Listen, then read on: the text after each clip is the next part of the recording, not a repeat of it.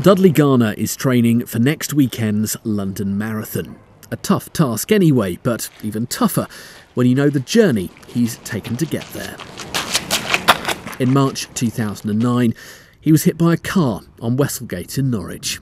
I'd been out to see a band with my girlfriend, who's now my wife, and then decided to head home because I had an important game of football on a Saturday. Kat and I walked around the corner, and that's pretty much where my memory ends. He said, my dad's always taught me that ladies should walk on the inside and men should walk close to the road. This little twirl, we stopped for a kiss in the middle and put me on the left-hand side. And literally seconds later, a young guy who'd not had his driving licence very long came off the road, up onto the pavement and into the back of us.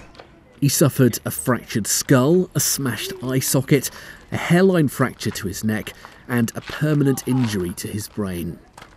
By his own admission, after leaving hospital, it had changed him.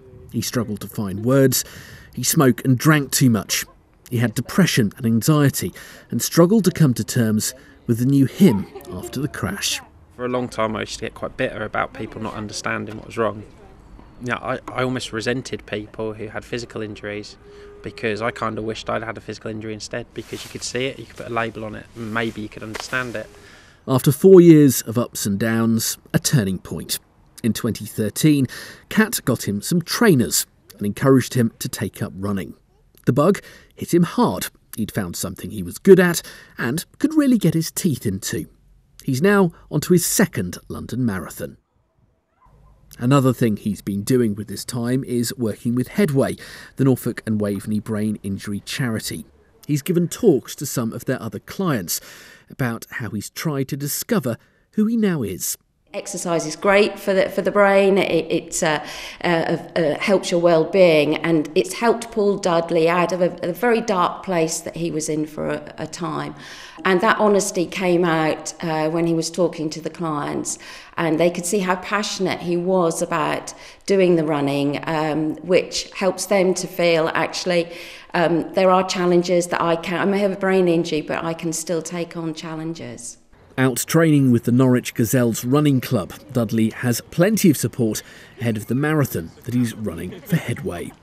Without being cheesy, running saved my life because I was so low before running and drinking and stuff and I had a lot of mental health issues. Well, I still do have a lot of mental health issues.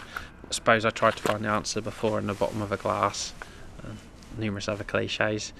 And now when I get wound up and worked up about stuff, I tend to go for a run. He's finally proud of himself. I think he can finally see how far he's come and how great he is. He's a great guy. He can achieve things if he puts the work in, and he does put the work in, and it has paid off. 26 miles of pain may seem like a long way for most of us, but this is one man who's already taken on a much more difficult journey. Neil Perry, Mustard TV, Norwich.